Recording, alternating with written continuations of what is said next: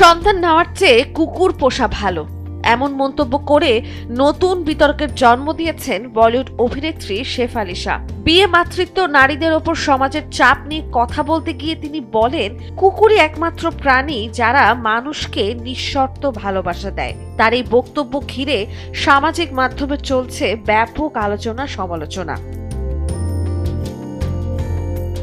সম্প্রতি Canadian YouTuber lily সিংকে দেওয়া এক সাক্ষাৎকারে তরুণীদের কম বয়সে বিয়ে না করার পরামর্শ দেন শেফালি। তিনি বলেন, জীবনে পরিপক্কতা আসার আগে বিয়ে করা উচিত নয়, কারণ সংসার টিকিয়ে রাখতে ভালোবাসার পাশাপাশি প্রয়োজন বোঝাপড়া ও অনেক পরিশ্রম। সাক্ষাৎকারে অভিনেত্রী আরো বলেন, সমাজে নারীদের ওপর সবসময় বিয়ে ও সন্তান নেওয়ার অদৃশ্য চাপ তৈরি করা হয়। সেই প্রসঙ্গে তিনি মন্তব্য করেন, বাচ্চা নেওয়ার থেকে কুকুর পোষা ভালো। যদিও এই বক্তব্যের কারণে সামাজিক মাধ্যমে সমালোচনার মুখে পড়তে পারেন বলেও স্বীকার করেন তিনি।